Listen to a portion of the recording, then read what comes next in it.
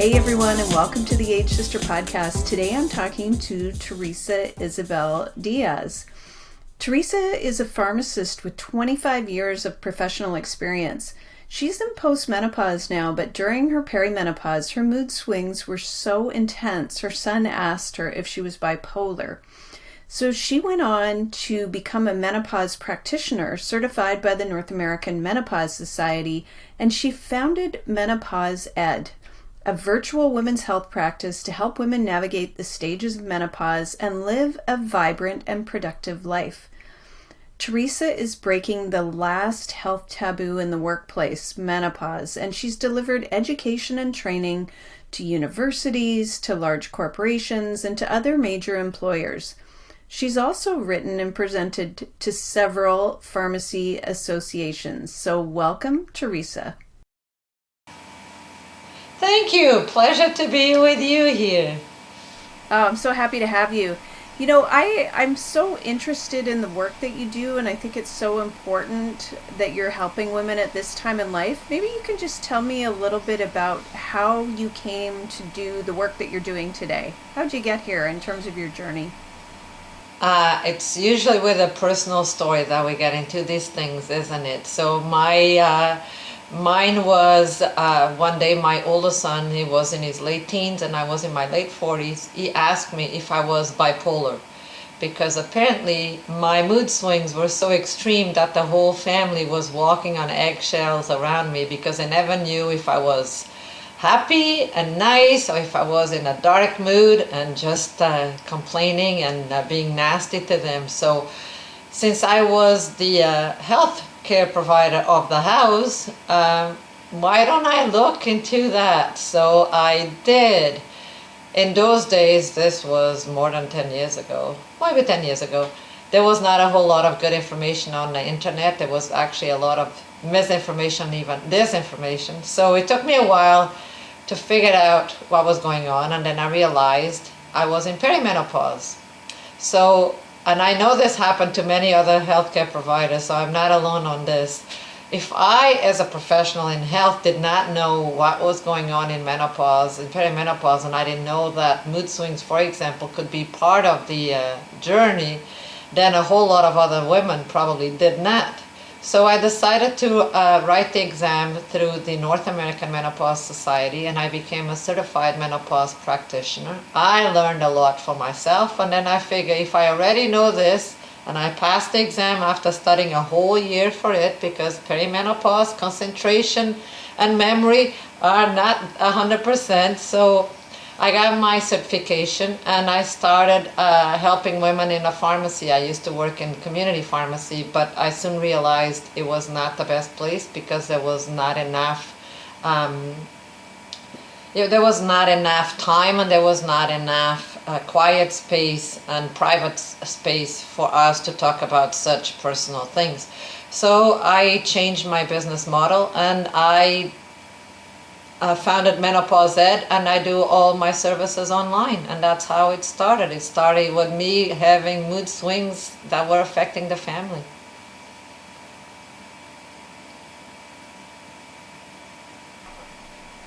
Amazing. I guess I'd just like to know from you, what are some of the common myths around menopause? What I find with the women that I work with is they're kind of surprised by some of the things that have come up for them during perimenopause and during the menopausal transition.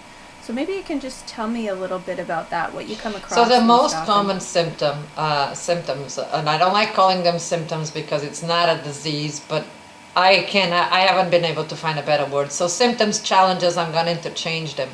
So the most common and affects 80% of women are hot flashes and night sweats. Night sweats are hot flashes that happen during the night, and together we call them vasomotor symptoms or VMS. So those are affecting 80% of women.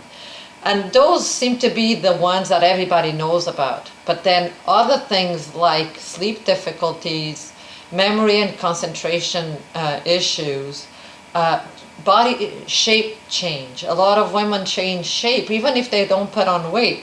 They tend to accumulate fat around the middle because that's just what happens when estrogen starts going. Fat composition and fat distribution changes. Women get very fatigued. 48% of women are very fatigued during perimenopause and for 2 years after menopause. They have mood swings. They tear up for no reason at all, or they get very moody for no reason at all. Irritability, anger, all of these things seem to catch women by surprise, and they're not really symptoms of a disease, but many times these things can be misdiagnosed as mental health dysfunction. So when women go to the doctor with this tearfulness and fatigue and lack of stamina and lack of interest, just flat, many times erroneously, they are diagnosed as depressed, or if they are irritable and very moody and very anxious, they get a diagnosis of anxiety. And sometimes it's not related to neurotransmitters and hormones in the brain. It's to do with sexual hormones like estrogen. So it's, as I say, awareness goes a long way for women to understand what goes on is a natural change, because there's so many places in our body where estrogen works. When estrogen starts going up and down and then goes down in postmenopause, it's natural for our body to feel different. So if we are aware that these changes could happen to us, and 20% of women breeze right through menopause and they don't complain of anything, and those are the ones everybody else envies, but good for them. 20% have severe challenges that have them quit their jobs, quit their career, and that's so impactful that without support they seem to have a quality of life greatly affected. So 60% of us are in the middle, getting mild to moderate symptoms. If you don't know about these things, you get a lot of fear, and you get scared, and you get worried. Why am I feeling this way? And of course we know that as soon as we have something showing up in our health, we imagine the worst. So many women come to me and say, I'm having breast pain. Does that mean I have breast cancer? So there's a lot of fear because there's a lot of ignorance, and it's nobody's fault. It's just because this is such a secret thing. Even though every woman goes through menopause, it affects 50% of the population directly and 50% indirectly, like it affected my family, right? It doesn't affect just the woman, it affects all of those who live with us. But because there's no talk about this and women are not aware and prepared, they suffer a lot more and worry a lot more than I think we should. That's why I do what I do. My first thing is raise awareness about menopause so women know it's a thing, it's normal, it's natural. Every woman goes through it, because most of them say, oh, just hearing you say that I'm not the only one going through this already makes me feel better. Exactly. You are not the only one, but so many feel isolated in this journey. Absolutely. Why do you think there's such a taboo around talking about menopause? Why is it something that, when teenagers are going through puberty, there's still discussion around it, even though they might be uncomfortable, but there's something about menopause that nobody wants to talk about. And it's interesting that you mentioned that, because menopause seems to be the reverse of puberty. And when a girl gets into puberty, we celebrate the first period. We have so much hope and an expectation of what this girl is turning into a woman and how is she going to look like, because her body is changing, her mind is changing.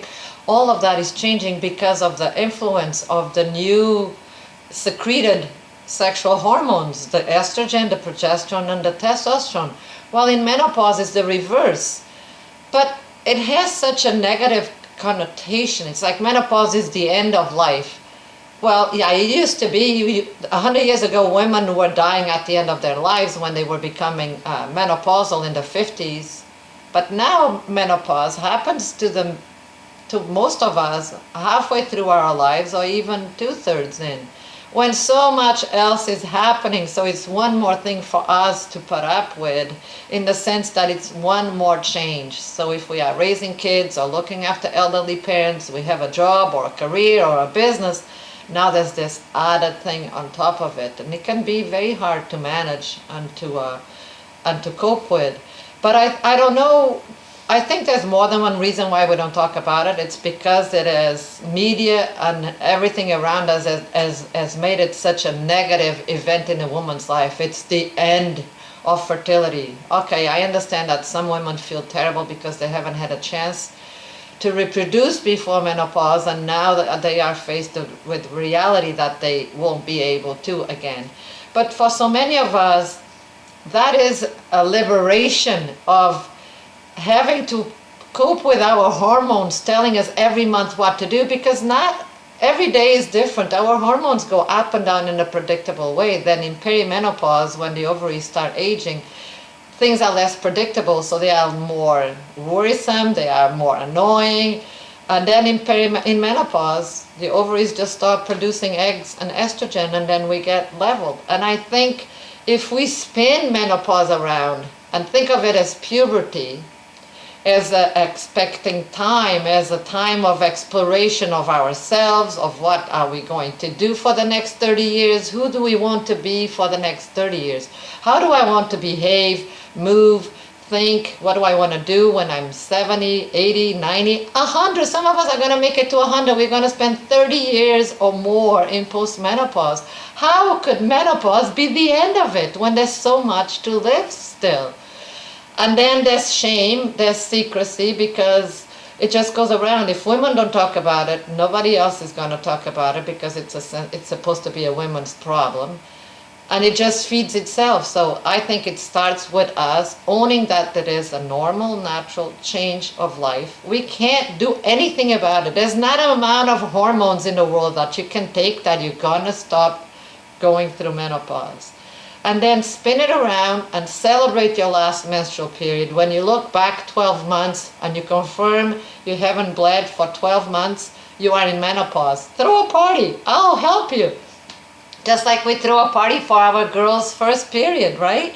And then enjoy, and then take time for yourself. Be more aware of your self-love, self-care, because when estrogen goes down, you are going to be at risk for diseases that are related to lower levels of estrogen. So cardiovascular risk, heart attacks are going to increase for you, and it's going to be as high as it is for men, because estrogen helped us all along.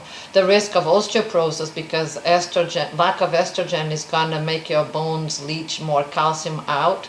So you need to, and you know this much better than I do, you need to keep moving to keep your muscles and your bones strong, to prevent osteoporosis and eventually fracture, because a fracture is going to change our quality of life a big deal negatively. So I think midlife is a time in a woman's life to accept our body, to be aware of our bodies, to accept change, to go with the flow instead of fighting it.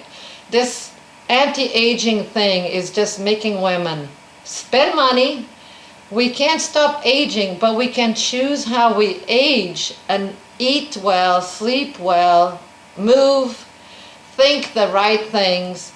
I know it's hard, but with practice and with the right attitude towards this being a positive change in our life, a P-A-U-S-E, positive change in our lives, I think we will do ourselves a big favor, and society too. Hallelujah. Just that piece around anti-aging, I agree so much. I'm wondering, because I'm really interested in women in the workplace at this age, because I think previously women had very big pauses from work, or they didn't continue with work, but women are now working well into retirement age and really pursuing their careers, pretty vigorously.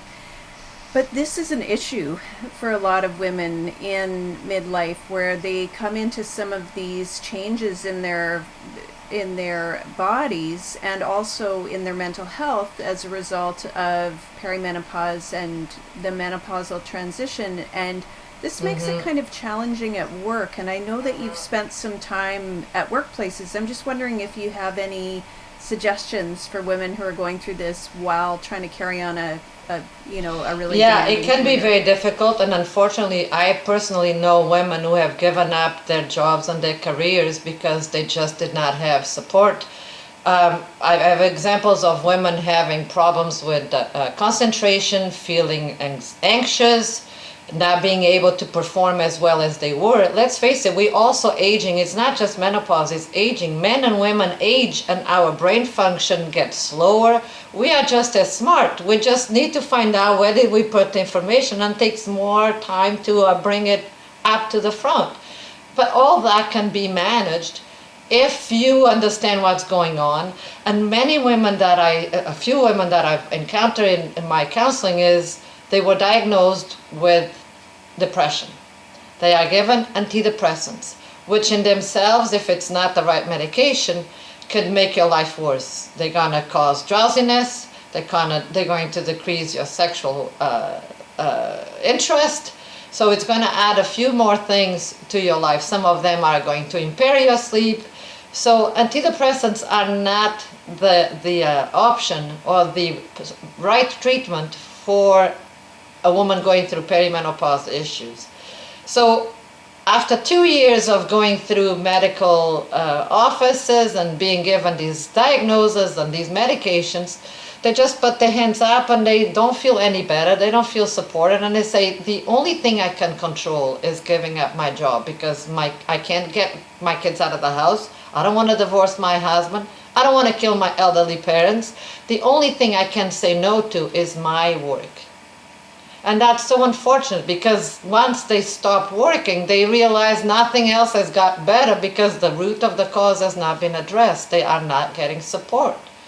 So I tell women, do not. So this is a topic that I talk in workplaces, and I do lunch and learns, and I call it menopause is the glass ceiling no one is talking about. Because women are not aware that all these changes they're going through are related to hormones and can be managed. It's stress, it's not enough sleep, it's too much work at home, it's my parents, it's work. Yeah, it is, but it's also your hormones. So again, being aware that this is a natural thing that is happening to you and finding education and support to go through it, it's the key, because we can't blame all medical conditions on menopause. So you should keep your checkups with your doctor. I know it's hard now during COVID, but keep seeing your doctor and if something is changing, address it, monitor what's going on, find out if it is a medical condition instead of being just the menopause. And if possible, if you own an organization, if you are the HR officer in your place of work, if you have a leadership role, take that opportunity to bring menopause awareness and education to your workplace, because you are doing yourself and all the women in your organization a favor, and the men as well, because men live with women who will go through menopause already, or will go through menopause in a few years. If there's more awareness about this, women who are having a hard time will not quit their jobs because they get the support they need. Organizations will understand that I have a 50-year-old woman with a ton of experience and knowledge. If I lose this woman, I lose, my company loses. It's a lose-lose for everyone. What does she need? So a woman should be able to tell her manager, a boss, a CEO, HR, I'm going through this. I need, one of my challenges is not sleeping enough. So I need to sleep in and start work late. I will finish work later. Or I wake up very early. I'd rather wake up, start working at 5 o'clock in the morning, and then I can take a nap at 3 and be done for the day. Or I need, now we're all home, I need a fan. I'm having a hot flashes galore, and I feel very uncomfortable with it. Give me a desk fan. Or I feel self-conscious when I feel red and sweaty in a person meeting or in a Zoom meeting. I want to turn my camera off. I feel more comfortable if people don't see me going through that. Because if a woman feels herself hot and sweaty, she thinks, nobody's going to notice for the most part, but she thinks, oh, now I feel nervous and sweat, and it just feeds itself, and they're going to think I'm not comfortable with what I'm saying, I'm not sure of what I'm saying, I'm not going to look professional, I'm not going to be... So there's a lot of this going on. So the culture has to change. We have demystified pregnancy. Pregnancy was just as secretive as a secret as menopause is years back. Our previous sisters took care of that. We are addressing mental health now, and menopause seems to be the last health taboo in the workplace. And I talked to women at workplace, and it was funny because in one talk I had a woman who said, I am not going to mention to anyone that I'm in perimenopause because I'm already the oldest person in my team. If they find one more reason to get rid of me, they're going to. So I'm not going to say anything. So there's that fear, which I understand and I respect. But then someone else was there, another woman was there, says, I brought my manager because I want her to know what I'm going through. And when I say, I need support with ABC, she understands what I'm coming from and she'll be more likely to support me. That's my belief. If we don't talk about things, we'll never fix them. We don't need to fix menopause, but we need to fix the culture around it and understand that it is a thing. And some women, not all, so we can't make it a one-size-fits-all. It's not a work policy. It's like an awareness and education. Everyone who needs to know about this knows about it. Those who need support know that there's someone in the organization who's going to listen to you, understand what you're talking about, and then offer reasonable support. I think that would work. That's such great advice, Teresa. I just think that's excellent. I'm going to switch gears a little and ask you that sensitive or tough question that I think there's a lot of struggle and misunderstanding around. And I'm asking you this question because I know you're an expert in medication. As a pharmacist, you have a good understanding of some of the medications that can help women during this time.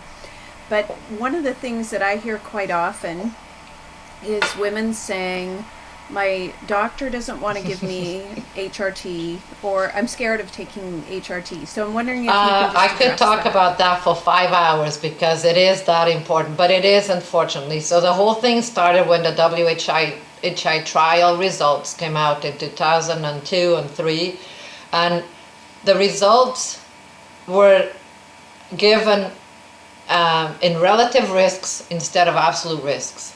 So for example, one of the biggest fears for hormone, we don't call it HRT anymore because we are not hormone replacement therapy. We're not replacing the hormones we had in our reproductive years. We're just calling it now menopause hormone therapy, or MHT, because we're adding a little bit of hormones to those women who are having a hard time and need to get over these 5 to 10 years of discomfort to have a better quality of life, of relationships and work. So HRT now is called MHT. When the results of the WHI trial, which was trying to see if HRT in those days was good at preventing diseases such as cardiovascular disease and osteoporosis, they found out that it wasn't. And the reason was they used in the study women from 50 to 79. In fact, only 20% of something like that of women were at the age between 50 and 60 where we mostly feel all those challenges that we need to control. So most of the women were older, and as I said before, as we age, our risk for diseases increases. So, and those women had menopause more than 15 years ago, so all of a sudden they give an estrogen, and the body feels like, this doesn't belong to me. So there were cardiovascular effects, there are stroke risk increases. If you're older, you should take a hormone therapy because you don't need it anymore. So when they gave the results, for example, the media said, hormone therapy increased breast cancer risk by 28%. So what do you and I think? Now we think that 28 in 100 women are going to develop breast cancer. Right? That's what I thought, that's what the doctors thought, that's what everybody thought, until I dig into this and it says increases the risk by 28%. So to tell you the real numbers, in the study they used 5,000 women in each study, or 8,000. It was a big study, over 20,000 women in this study. Some took estrogen and progesterone and progestines, and some took only estrogen if they didn't have a uterus, and then there was a placebo. When they meant that the risk increased by 28%, what they meant was the base risk for most of us for breast cancer is 12%.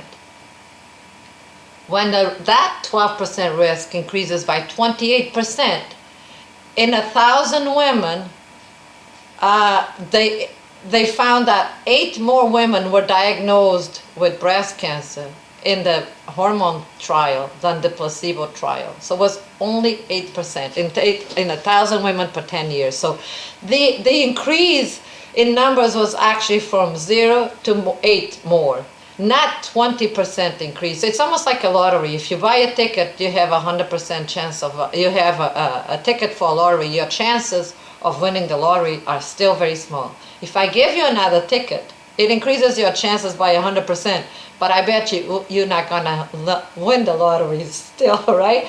So the risk increased, but because the risk was already small, the small increase in the risk was not that big. But how are we going to explain this to women after media says the risk increased by 28% and nobody explained to women what it is? So that's how this confusion came. So women became afraid of it, the doctors became afraid of it. They looked into the WHI trial by age group, again, the age where women need more support and could use hormone therapy to manage challenges.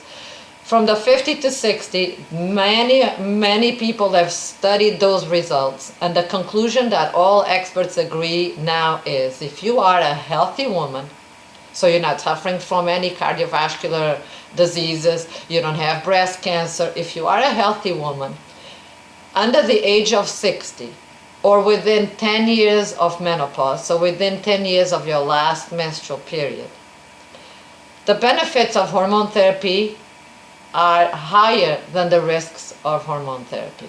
And if you don't have a uterus, you don't need a progestin, your risk of breast cancer is almost as much as if you weren't taking any hormone therapy.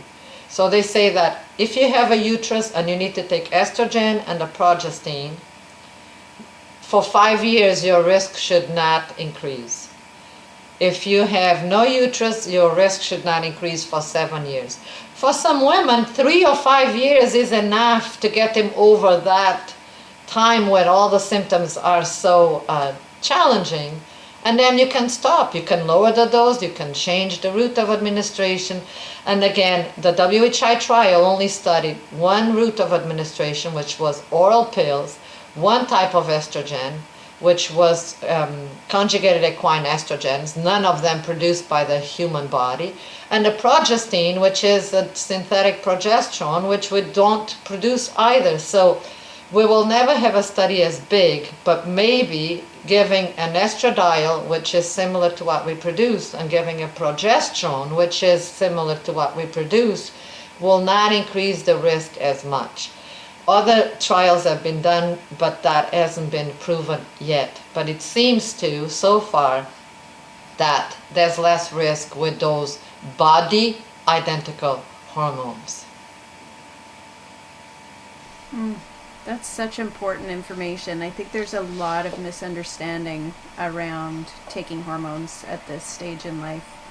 Are there any other things that you would recommend, just for putting your pharmacist hat on, things that we should think about taking? There are a lot of things that women take, and 50% of what we take is placebo effect.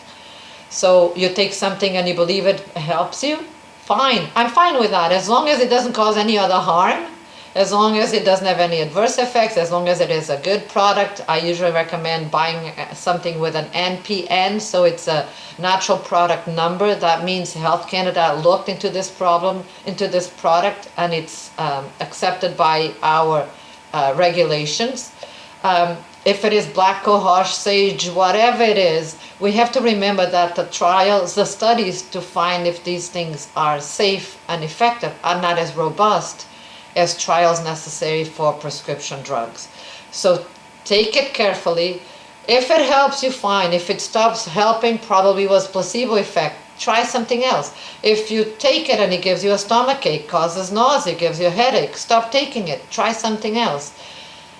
It's normal for women to take several things before they find one that works for them. But as I said, try it. If it doesn't work, try something else. Nothing is as effective for hormones, for menopause symptoms, as hormone therapy. If you are a good candidate for it, there's no reason why you should not take it. If you go to the doctor and the doctor says, no, it's bad for you, ask, why is it bad for me? Demand explanation. You have the right to ask the doctor, why not? The same right you have to ask when someone gives you a prescription, why should I take this? What happens if I don't take it?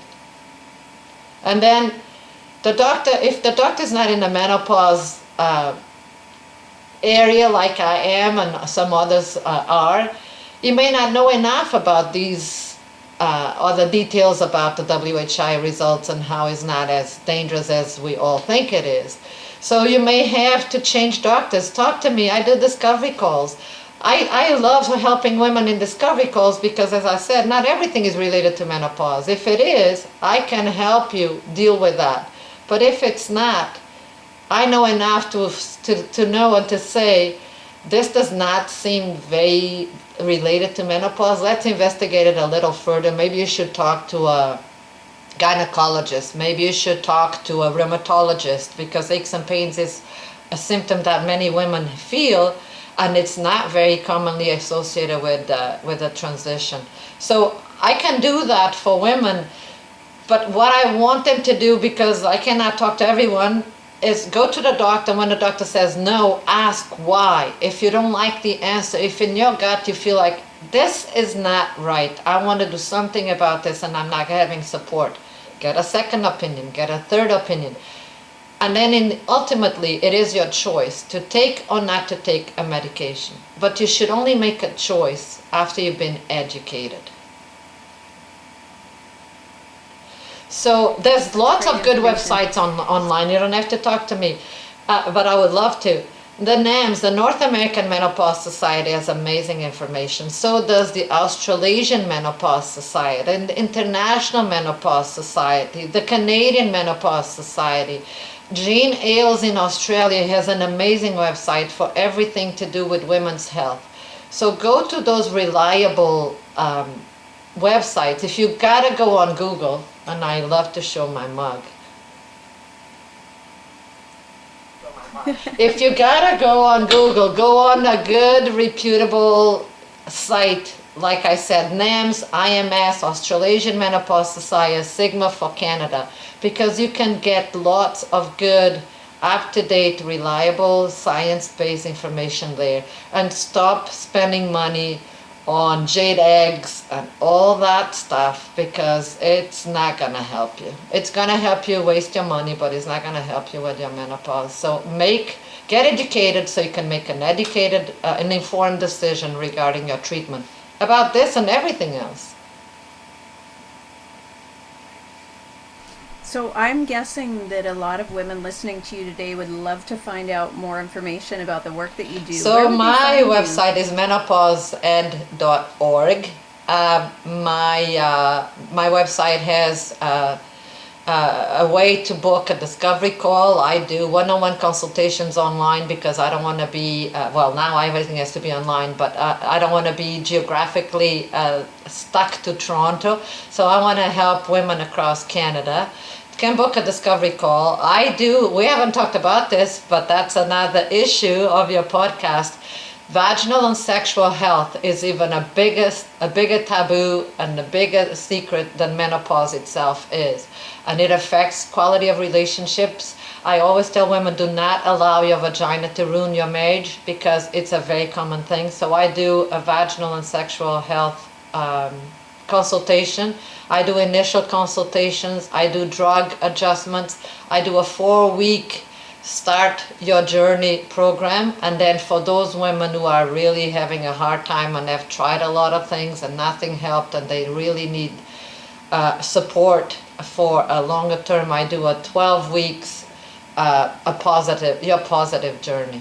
So I do a lot of things because, as I said, there's no one size fits all. Every woman goes through her own menopause, and all treatment, all support should be done individualized, because we are all different, and even what's good for your system may not help for you and may not be safe for you. So everything has to be done for each of us. That's fantastic. Well, thank you so much for joining me today. I just love talking to you, and keep spreading this Thank you for helping me information. spread it, Kate. My pleasure. Thank you. Bye. Take care. My pleasure. Thank you. Bye. Bye.